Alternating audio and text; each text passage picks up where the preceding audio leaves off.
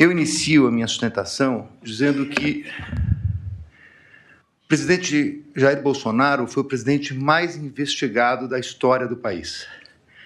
Uma investigação que perdurou por anos, que começa com o objetivo de investigar uma live de 4 de agosto de 2021, em que se autoriza a quebra de uma nuvem do seu ajudante de ordens, Coronel Cid, que hoje é delator, que perdura por meses essa investigação da quebra, com vários objetos diferentes.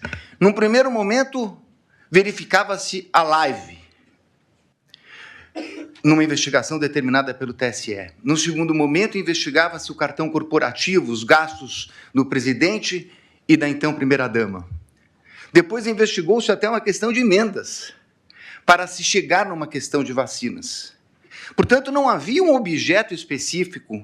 A promoção que nós fizemos na segunda e terça-feira foi um sucesso total. Quantas pessoas aproveitando para levar os produtos para sua casa, para ter mais saúde e com desconto que nós nunca fizemos na RPN. Mas deixa eu dar uma oportunidade para você que não aproveitou. Tem alguma quantidade de produto ainda, tá? Cavalo Negro, por exemplo, ainda tem 30 para poder ficar na promoção. Desconto incrível. Tem produtos que estão chegando a 50% de desconto. Cavalo Negro é para os homens. Você, meu amigo homem, tá ali naquele canto, jururu, não consegue fazer mais nada, não tem desempenho, principalmente quando vai ter aquele momento de intimidade com a sua namorada, com a sua esposa, não tem o rendimento que você precisa. Tá na hora de você tomar o Cavalo Negro. É o produto mais vendido para homem no Brasil, regulamentado pela Anvisa e vai fazer bem para você, tá bom? O Hair Cap é o produto que todo mundo sonha ter, principalmente aqueles que estão careca, ou para as mulheres que estão com o cabelo caindo constantemente com alopécia. Este produto está num desconto incrível, em torno de 50%, 45%, 50% de desconto. Para você aproveitar, só tem 10. Ou seja, se você quiser fazer tratamento de 1 ano, eu não tenho 12 para te vender na promoção, mas eu tenho 10. Então, se você quiser aproveitar, ligue agora, 0800 355 3000. O Curcumã ainda tem 50. É para quem quer, para quem tem, né? Artrite, artrose, reumatismo, dor na lombar, nervo ciático, fibromialgia. Todos os produtos estão com desconto. Você precisa passar a mão no telefone, 0800 355 3000, garantir o seu. Poucas unidades, depois volta o preço normal que está lá no site. Todo mundo assustou com o preço, mas é o Brasil, né? Não tem como fazer muita coisa, mas aproveita, tá? Garanta a sua saúde e liga agora, 0800 355 3000. E por que eu estou tratando disso, senhor presidente? Porque o inquérito das vacinas é a gênese de todo este caso, onde ocorreu a prisão e depois a colaboração do Coronel Cid. E o que se achou, senhor presidente, depois de tudo isso? Que foram determinadas buscas e apreensões, foi feita a quebra de nuvens, o presidente foi investigado, buscas e apreensões. O que se achou com o presidente? Absolutamente nada. E com todo o respeito e com toda a vênia, ilustre Procurador-Geral da República, eu contesto essa questão do documento achado no do Partido Liberal. Há, inclusive, no meu colega Paulo Bueno, uma ata notarial de que ele enviou para o presidente da República aquele documento. Então, esse documento não foi achado. Com o presidente não se achou absolutamente nada. A partir daí, restava a versão do delator com uma minuta que estava no seu telefone tratando de uma questão de estado de sítio e mais absolutamente nada. Então, vem a denúncia. E a denúncia é feita, efetivamente, com 2 novidades.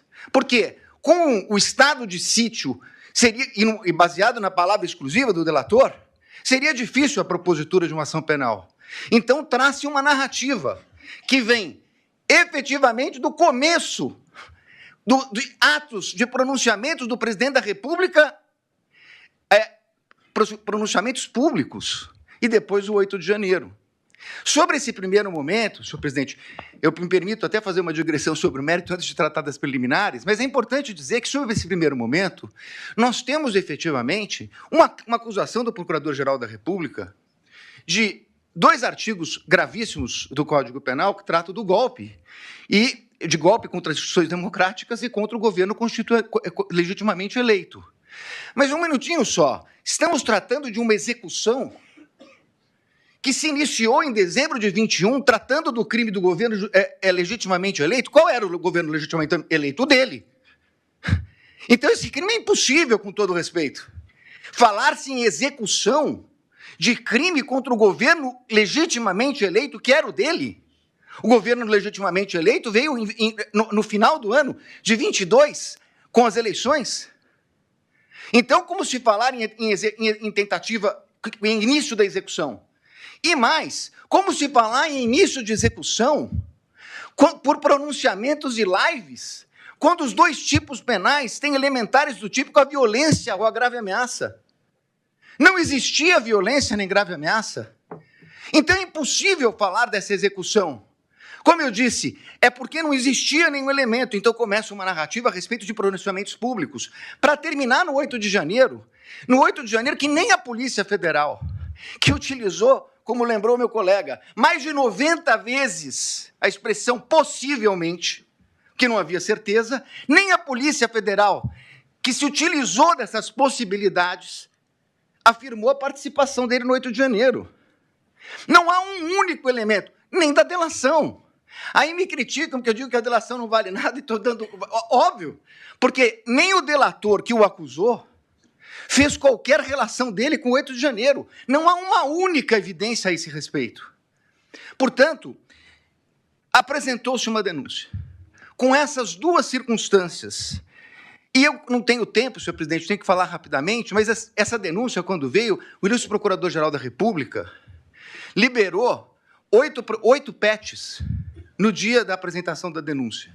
Ele foi intimado, meu cliente, um dia depois. O segundo dia já era prazo. 8 petições, 45 mil documentos. Que até agora, senhor presidente, por Deus que está no céu, eu não sei dizer o que tem esses documentos relacionados com a ação penal. Essas 8 petições, eu não consegui verificar sequer relação, são 45 mil documentos. Na verdade, é um quebra-cabeça que foi, na verdade, exposto à defesa.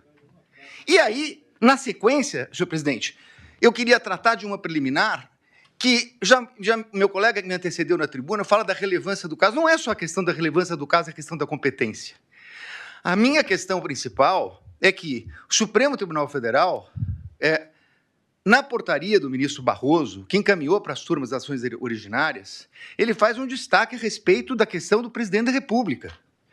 Então, o presidente da República, se crime houvesse contra o presidente da República, seria julgado pelo pleno do Supremo Tribunal Federal. Ora, se o Supremo Tribunal Federal entendeu agora, num julgamento que foi concluído recentemente, após a apresentação da denúncia, que a competência se prorroga e que os detentores de foro, ainda que deixem suas respectivas funções, passem a ocupar, saiam da prerrogativa de foro, e o delito será julgado pelo Supremo, prorrogando a competência que detivera aqui no momento que ocupava o cargo. Qual era a competência? Era do pleno, porque ele era presidente da República, e chegou a ser investigado como presidente da República. Muito bem. Mas, com base nisso, senhor presidente, o que nós temos nessa denúncia? A prova da defesa, substancialmente, é uma prova negativa. É uma prova negativa. Não fez, não participou, não aderiu, não autorizou, é uma prova negativa. Então, seria muito importante, e eu reconheço, ministro Alexandre de Moraes, Vossa Excelência despachou comigo no Salão Branco, e é verdade o que Vossa Excelência coloca, que todos os elementos da denúncia, citados na denúncia e no relatório da Polícia Federal, estão nos autos. A conversa de Mauro Cid, citada na denúncia, está realmente nos autos. Nós tivemos acesso quando é escrito por escrito, quando é por áudio, por áudio. O que não está na denúncia é a completude da mídia. Como disse o meu colega que me antecedeu. Então, senhores ministros, a pergunta é o seguinte: se eu não tenho a mídia completa, nesse momento de preliminares, não seria o caso de a defesa poder suscitar, se fosse o caso, a cadeia de custódia da prova? Mas eu não tenho a completude, eu não tenho os telefones, eu não tenho as mídias. Há uma discussão muito grande a respeito desse plano punhal verde e amarelo. Há uma reunião seria absolutamente imprescindível verificar as demais mensagens que foram passadas naquele dia. As outras mensagens que foram passadas pelo WhatsApp. Os outros documentos que estão na mídia. É essa a reclamação da defesa. O que nós temos, e temos tudo que a denúncia citou e tudo que o relatório da Polícia Federal citou, mas esse é o recorte da acusação. Com todo respeito, a defesa tem direito a fazer o seu próprio recorte. E isso poderia impactar. Eu sei, ministro Flávio Dino, Vossa Excelência já falou aqui em outras sessões de julgamento que eu assisti, que falou hoje, nós não vamos fazer Vossas Excelências não farão um julgamento aprofundado da denúncia. É óbvio, nós estamos falando aqui de um standard mínimo, de uma verificação de possibilidade do recebimento da prova. Mas é evidente que se houvesse uma mensagem comprovando que não há nenhuma relação com o punhal verde e amarelo, teria muita importância para esse momento.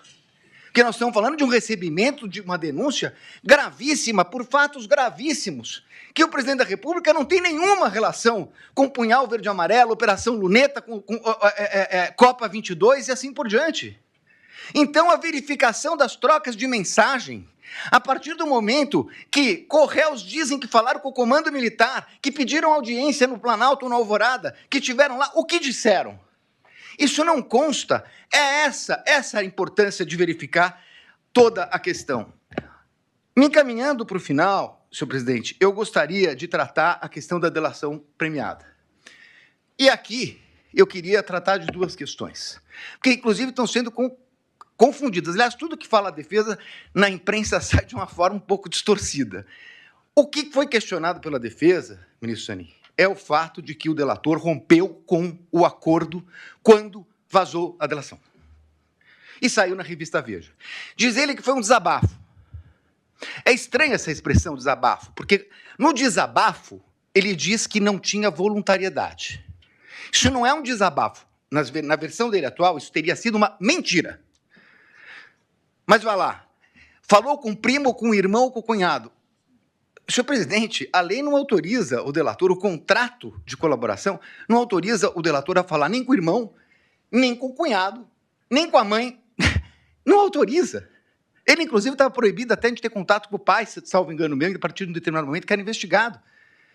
Se ele falou com o cunhado, e se isso foi vazado, essa é uma responsabilidade dele. Dir-se-á, mas essa é uma questão formal. É verdade, uma questão formal. Só que mais adiante vem uma questão de que a Polícia Federal diz que ele mentiu, omitiu e se contradisse. E aí, senhores ministros, essa é a minha maior crítica, a questão da delação. Por quê? O Supremo Tribunal Federal, num voto de grande detalhamento do ministro Dias Toffoli, diz o seguinte: delação é um meio de prova. O delator conta uma história, as autoridades buscarão as provas de corroboração, e só assim ela poderá ser utilizada. O que aconteceu nesse caso? Ele falou, segundo a Polícia Federal, ele mentiu, omitiu e se contradisse. E então, há uma audiência para que ele tivesse oportunidade de se corrigir. Mas aí, com todo respeito, há uma inversão. Porque, na verdade, não é o Estado que foi buscar as palavras de corroboração dele. O Estado vai buscar as provas de corroboração do que ele disse. É o contrário. O Estado trouxe indícios e ele se adequa aos indícios trazidos pelo Estado. É completamente o inverso. Com todo respeito, ministro, é o inverso.